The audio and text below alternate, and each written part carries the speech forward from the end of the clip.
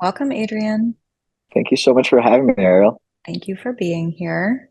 I think that you guys were possibly one of my first partners that I had on the show. I think we're going on like maybe 4 years now, something I like that. think I would have to so. look. It's been a long Yeah. time, and obviously, I am a big user of your products. I love all of them, particularly the Mellow Magnesium, which we were just talking about before I started recording. Maybe we're going to deep dive on that a little bit because I always tell my listeners and my viewers on Instagram that when I started taking magnesium and this specific type of magnesium, which I know there are three forms, right, in Mellow, I always say it was kind of like finding a missing puzzle piece to hmm my overall well-being. But I don't really know like the nitty-gritty details of how exactly it works and why it can be so impactful. So I would love to get into all of that with you, but why don't you just start by introducing yourself to the audience? Yeah, sure. Well, first, I mean, 4 years is it's a long time in terms of partnerships, and I think Hmm. that says a lot about you and what you do as well. Thank And you. it's just been such a valuable partnership for us, and we've loved, bringing your community into ours. So thanks for that. But yeah, my name's Thank you. Adrian. I'm one of the co-founders of Ned.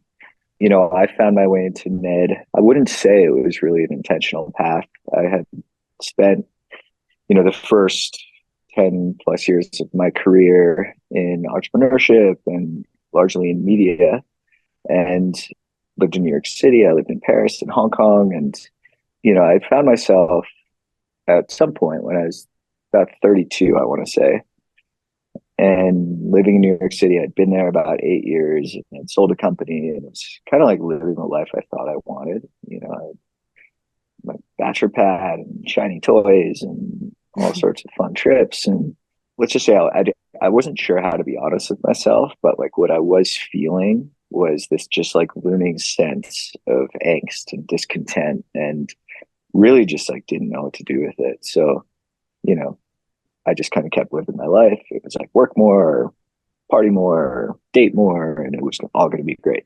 I eventually ended up moving out to the UK. I'd been advising a big media company out there and joined them as their executive director, thinking like, okay, it's the place, it's not the person, and change of scenery is going to change everything. And I got out there, and it was fun for about a month, but then I just started waking up with the same feeling of like, man, like my life really is not my own, and time was just slipping away, and I felt this just growing question of like, why am I here? And I think again, I mentioned I didn't really know how to be honest with myself, didn't really have tools to deal with those questions. So I just pushed it all down. And then sure enough, about 6 months into that gig in the UK, I was presenting in front of the entire company. We were about 75 employees at the time. And pretty much as soon as I started the presentation, just had this like full on panic attack. And, my voice was shaking, my hands were shaking, like everything just kind of like went white. And I just like really legitimately broke in that moment. And the next day I broke out in shingles. And yeah, it was just this moment that could just kind of completely alter the path of my life, which now I can say was like the best thing that could have ever happened. But at the time it was super scary. And it was just kind of like casting me off without identity, without like anything. And I was just kind of left there to try to pick up the pieces. And sure enough, like I got fired shortly after. They had kind of brought me in to level them up, and here I was having a meltdown. And it just kind of put me on this, or at this crossroads, or it's like take some Xanax and keep going, or really take a step back and try to figure out what just happened. So I was very fortunate I was able to take that latter road, and thought, okay, I'll go away. I started with a road trip on the West Coast, bought a cheap tent at REI, and I was camping and sleeping outside for the first time since college. And then the next step, I bought a one-way ticket to Kathmandu, and all in, I thought this would be maybe like a 2 month little step away, and it turned into 2 years of just Mm. complete disconnection, wandering by myself, really leaning into creative pursuits like photography and writing. At the end of the day, I think I came out the back end of that with three core principles that I think were really behind my, call it rehab for a lack of a better term. And the first was just understanding how important the natural world is to the human spirit and the human soul, and nature really can heal. The second was just really discovering the beauty of simplicity, and that covered everywhere from living with less and like literally having all my possessions on my back to simple tasks like chopping wood or scaling or anything that was just like so essential to the human survival. And then the third was really human connection, and I already alluded to not really having a sense of self-honesty. So I think it started with developing that sense of self-honesty, being able to listen to myself. When I was able to do that, I was able to be honest with others. And I really discovered that when you're honest with others, like that's really what unlocks human connection. You can be vulnerable. You can really go from 0 to 100 in terms of the depth of the conversation when you're just honest with yourself and with others. So all that to say, this long story is really just how I found my way into Ned.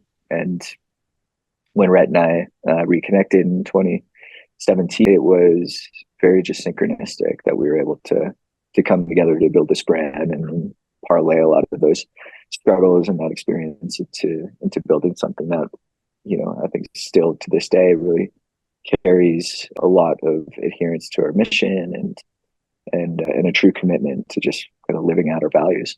I can relate a lot to your trajectory. Mine was obviously different circumstances, but you know, you essentially had this rock bottom moment, right? And I had that as well in my drug addiction and my alcoholism, and this thing that I thought would be the worst thing for me, worst possible thing that could happen, turned out to be the best thing for me. And I was also fortunate enough to have the time. I mean, I didn't have a job or anything going on for me at that time in my life, but I had essentially a year to focus on myself, focus on my recovery, rebuild this foundation, figure out who I am. And, you know, you were fortunate enough to have that time as well, instead of, like you said, just taking a Xanax and pushing through and ignoring everything. And I think that that's how so many people end up with like chronic health conditions and on all these medications, because they might not have that opportunity to like stop their life, right? And begin Mm-hmm. to explore what's going on and who they really are. And I think that that's one reason why I love your mission and your products so much, because you have these amazing natural products, right, that help us navigate the modern world. And for me, it's so much of like regulating my nervous system so that I don't get to that point where I'm having the panic attack and breaking out in hives or shingles or whatever it Mm-hmm. was. And I think that, you know, for everybody listening, like there are so many things that we can do in our lives to counteract that stress that we encounter every day. So I think it's amazing, you know, that you were able to kind of recalibrate and start this thing with Rhett with such like purpose and intention. And that's one thing, that's another thing that I love about Ned Mm. so much, is like the purpose behind it. You know, it's not just another like brand and product. I mean, we're so saturated with like wellness products and things like that. But I Yes. think that that's what resonates with so many people, myself included, too. Yeah, well, thanks for saying that. And you know, I think that was a big part of this mission, was to honestly, like, we lead with content and education. We don't lead with product, right? Like Mm-hmm. it's about bringing that mission of helping people feel better and live better through the powers of the natural world. That takes many forms, right? It's it's like if you're having that shitty morning, like maybe, you know, try really getting like a good workout in, or go outside, get some sunshine on your face, or, you know, do a little breathing, like these modalities that are just there for us, rather Mm-hmm. than, you know, as a first line of defense, going to the pharmacy.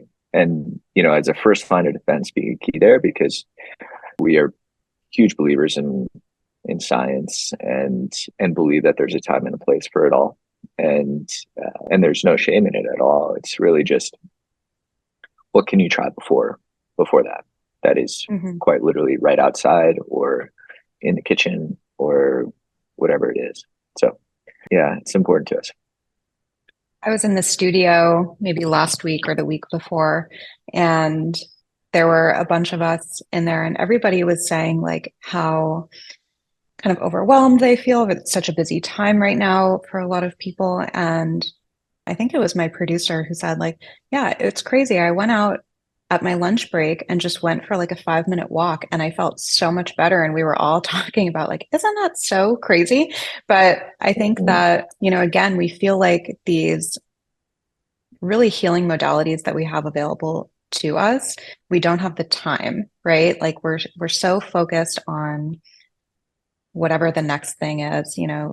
success and a lot of those external things, things that you had earlier, in your life, in your Mm-hmm. career, and think that that's going to like move the needle. When really it's like, Yeah, big for time. me at least, I'll speak for myself, like the things that have changed my overall well-being the most, I think, in the last couple of years have been things like getting that morning sunlight, right? Like even just for Mm-hmm. a few minutes. And that has changed everything, not only my energy, my mood, but my sleep as well.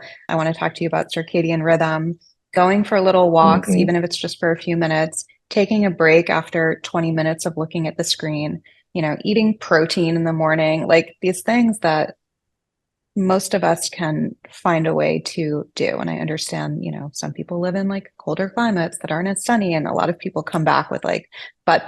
And it's like, no, you can Mm-hmm. find ways to incorporate these things. And then, I think that's why when you're prioritizing those things, then something like a magnesium or like a CBD or something is just like so much more impactful. And it's kind of like this cherry on top because you already have that foundation. Yeah. Yeah. And the but is something like I'm incredibly familiar with it personally. Mhm. I have a hypervigilant tendency. Basically, I just don't give myself permission to do that because I should be doing something else. But Mhm. when I do, whether it's not sleeping next to my phone or certainly not getting into emails right when I wake up or taking a walk, between calls, it's like makes such a big difference. Let's talk a little bit about magnesium because mellow is like one of my true wellness non-negotiables. And I think I may have talked about it on my last solo episode for anybody who listened, but my wellness routines are very off right now. I'm in a really busy phase in my life, but I have these what I call little micro habits that have really far reaching benefits in my life. And those are like the things that I can really stick to, even when things are crazy. And the magnesium for me is like a true non negotiable. So, how did that come to be? And tell everybody like why these specific forms of magnesium, why these amino acids. I always say like magnesium, GABA, L-theanine. That is my trifecta of like piece and like my Yeah. favorite ingredients. But tell us like why and why these three work synergistically together. Yeah. Yeah. Well, just to kind of cover magnesium as a whole and why it is so important and why there really is not a health practitioner in America who's not recommending it, is that it's the fourth most abundant mineral in the human body, and it's the eighth most abundant element in the universe. It's quite literally part of our entire makeup. And magnesium regulates over 300 functions in the human body. So it's everywhere from muscle function to heart function to cognitive function to nerve health. And, you can only imagine like if you're deficient in such a critical mineral, like the long list of issues that can pop up. And magnesium is also something that, you know, historically has been, abundant in soil and finds its way into our food. And that's really how we were able to get enough magnesium.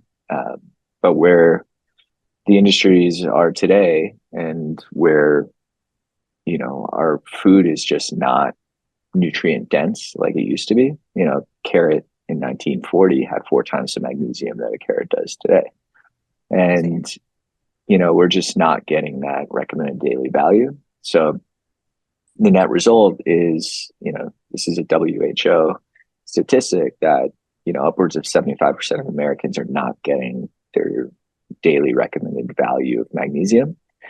And with that comes all of those, predictable side effects. It's everywhere from sleep issues to brain fog to muscle pain and cramps, and, even little things like if you ever gotten that little like tick under your ear, that can be reflective of magnesium deficiency. Really? So that's why it's an adherence to our mission. So, we believe that all plants and herbs and roots and minerals and fungi and algae can really help us build that better first line of defense before prescription and over-the-counter drugs. And magnesium is just something that was so prevalent.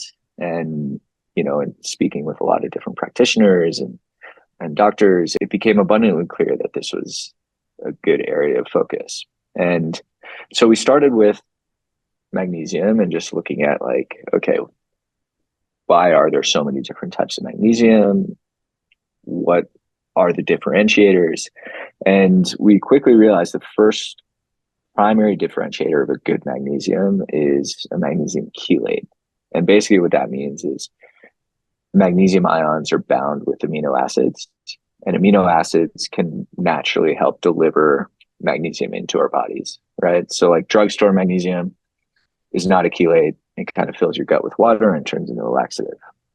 Mm-hmm. Whereas, if you choose good magnesium chelates, you consume them rather than filling your gut, they deliver to different parts of your body. And that's kind of what starts to differentiate the types of magnesiums we selected, right? Mm-hmm. So like we chose magnesium lactate gluconate, which is a really unique magnesium. It actually is bound with 2 amino acids and really helps deliver to the blood, muscles, and bones.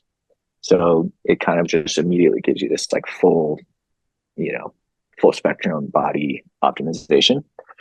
Mm-hmm. We then have magnesium glycinate, which is it's really well known for being associated with sleep and has been shown across the blood-brain barrier. So that was kind of a non-negotiable for us as well. It was like, mm-hmm. Sleep is, we all know how important it is. It is like the number one thing you can do for your health. So we thought magnesium focused on sleep was critical. And then the third one we found was a really neat magnesium that's actually sourced from the Irish Sea. So it's sourced from seawater that includes 70 trace minerals. It's called aquamin magnesium. And it's a citrate, really good for nerve health, digestive health. And that one was just like, that was a big unlock for us. And for us, the fact that it's sourced from, seawater in a non-intrusive way, we're tapping into like the nutrient dense Irish Sea, which, is just such a cool addition. And then the other 2 things that are big differentiators with Ned and Mellow is we chose L-theanine and GABA. You mentioned that they're amazing. They're like 2 of the most underappreciated amino acids.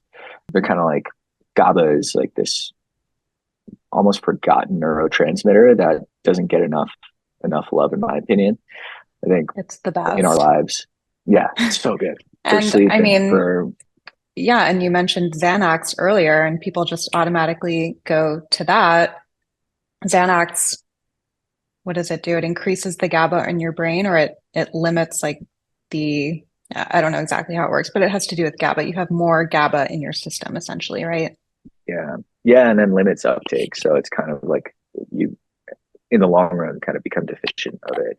And same thing with alcohol, actually. Like GABA is kind of that traffic cop for your stress response, right? So GABA is the one that helps control what you should be scared of, basically. Like, am I scared of a tiger chasing me, or am I scared of, say, a call I have in 5 minutes, right? Like, if you drink alcohol, your brain will flush with GABA, and then the next day you're deficient in it, and then enters like the Sunday scaries. So, so I know it's kind of one of the many environmental factors. And I guess back to the why we wanted to include these aminos as well is that, one of the number one reasons we're deficient in magnesium is stress. And it's kind of like driving a car uphill. When we're stressed, our bodies are burning a lot more magnesium. So Hmm. we really wanted to help support the root cause of that. And rather than just simply optimizing magnesium intake, we're also trying to address that root cause of stress. And both L-theanine and GABA are so good for kind of bolstering that stress response and just making it a much more well-rounded product that can achieve a lot with a little. I don't take all of our products all the time. Like mellow for me is also non-negotiable. It's every Mhm. night if I'm traveling, if I'm jet lagged, like always mellow, and it's a big boost. Sometimes if I'm having a really frazzled nervous system day where I just feel like I'm just vibrating, I'll take it during the day too. And it's great because you Mm-hmm. don't get like drowsy from it. When I take it before sleep, I just find that I fall asleep really easily and I stay asleep, which is always my issue. Is like waking up at 4 in the morning, Mm-hmm. and that really doesn't happen with me. You mentioned sourcing. So I'd love to talk about your sourcing process. This is something that you guys are really proud of. And now you have the Farm to Ned Alliance, which is also amazing. So you're paying your farmers more. And in turn, that's lowering prices for consumers, which I think is a little bit counterintuitive. People would think paying farmers more, paying a higher price per product, right? Yeah, well, it's something we're super proud of, and we've been able to eventually pass on savings, which I think is just like such a kind of like a win-win-win scenario. But Hmm. it's really how we started. Rhett was originally driving around Colorado meeting with farmers, and a lot of the farmers that he was meeting were large commercial farmers. They were, growing for quantity, not quality. They were super proud of just how much, yield they could get, and how quickly they could harvest, and blah blah blah. And it was the same as like corn and soybean, and it was not all that interesting. And eventually, he met our current farmer Jonathan, he's a hemp farmer, but he was growing in a very different way. Like just as soon as Rhett drove out onto that land, like he knew something was different.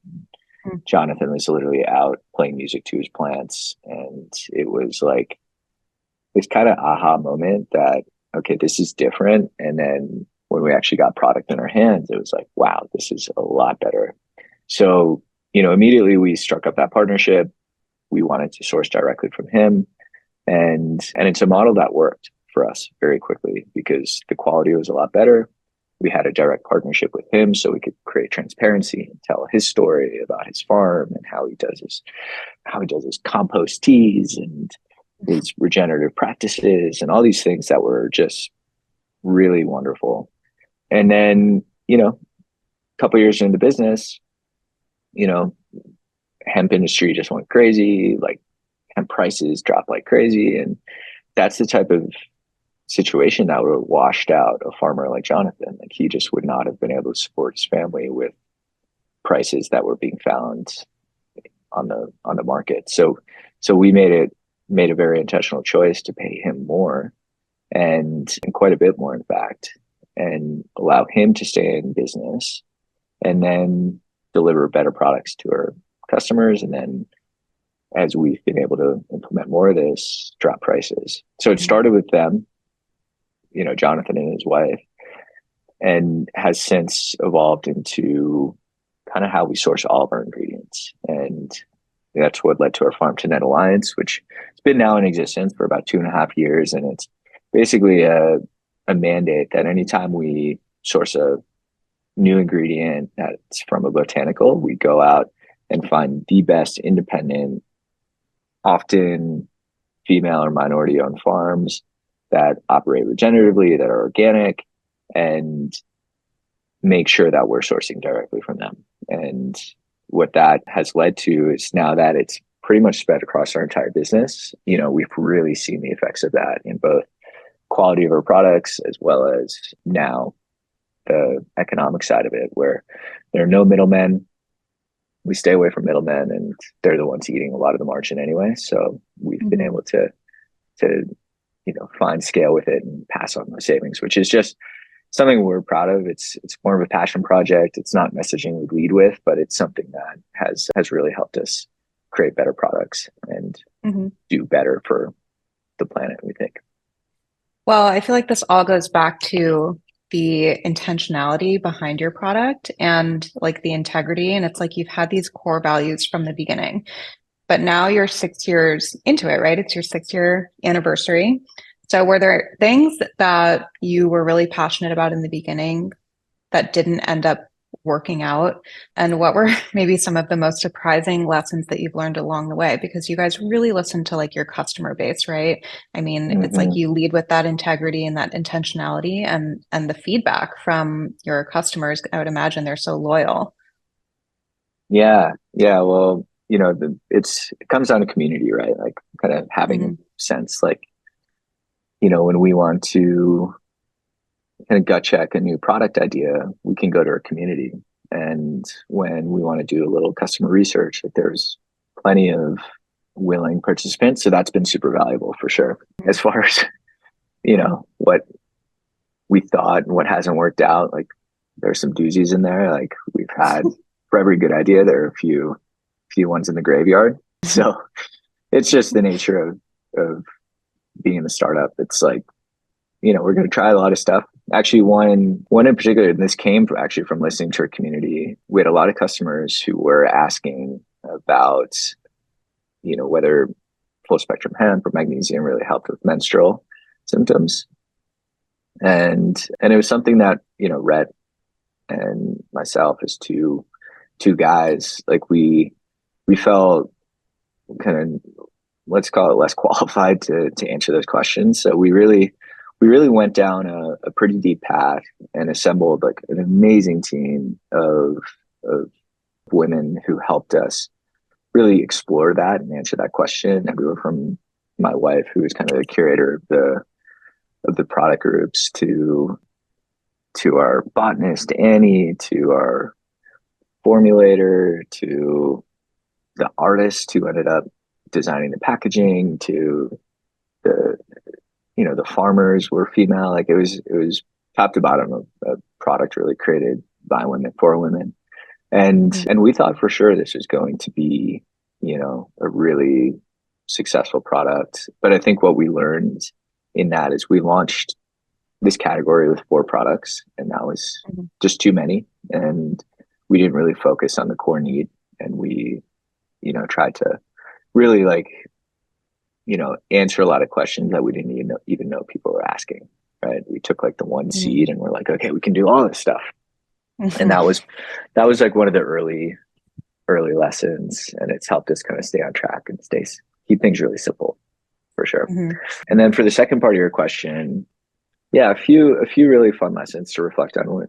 We had our 6 year anniversary in March, and it was like this moment to just kind of like talk with the team. And Rhett and I spent a lot of time talking just between ourselves about like what are some of those lessons, and particularly from our customers. And I think one was that, like at any given time, like so many of us are struggling with something, right? And like it can feel like that struggle is now your identity, and it's forever and it's permanent. And I think over time, especially a span of like 6 years, we've seen so many customers come with deep struggle and go feeling better.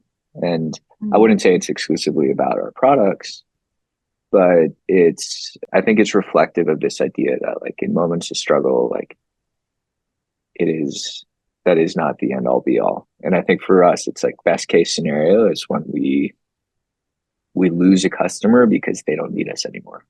Right. That is such a wonderful feeling. And they know we're always here if they ever need us again. But that's a big one. And I think like, we're bootstrapped. We don't have investors. We don't have anybody kind of breathing down our necks, where, I think investors would be like, why are you happy about losing a customer? Yeah. For us, it's like that's a win.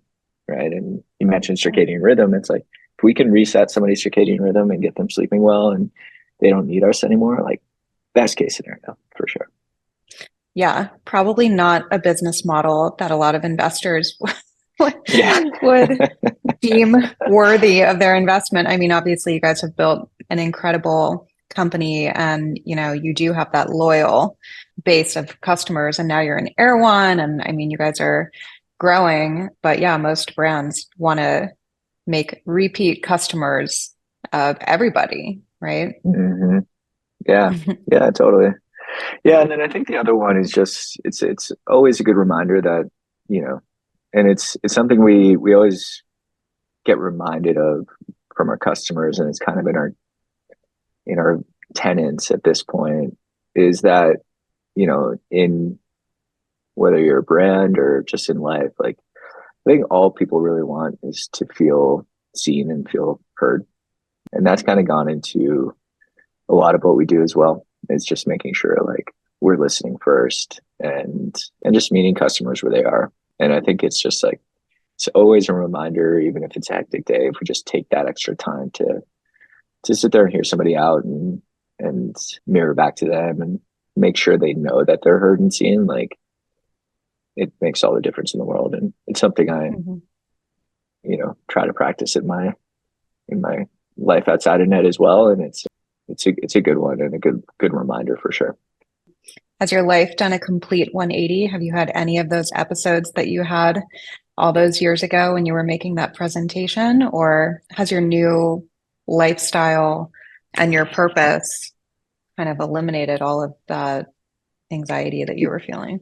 Yeah, no, nothing's eliminated for sure. Like I still have tough moments. I haven't had like a full like panic attack or anything like that since. I think a lot of, the changes I've made in my life have helped that for sure. But we all struggle at times, right? And like, tomorrow is 2 years since my mom passed away, right? So this week has Mm, been particularly hard. And it's one of these things where it's like, even through it, I think just naming it and being aware of it turns this like weird, cumbersome, slippery weight you're carrying on your shoulders and just kind of like flops it in a wheelbarrow and you can like push it along. So mhm, it's not like it's gone away, but it's just a little bit easier to navigate. And I mhm. think that's all we can ask for, right? Is like Yeah. make it just a little better. Like it's Yeah. not binary. Like, when I was traveling, I wrote this blog post that was really about, this, I think it was called like peaks, valleys, and the pursuit of happiness. And it was this idea that, we spend so much time worried about what's really good or what's really bad, or having good moments or really bad moments. And just like it all feels like this really rapid thing.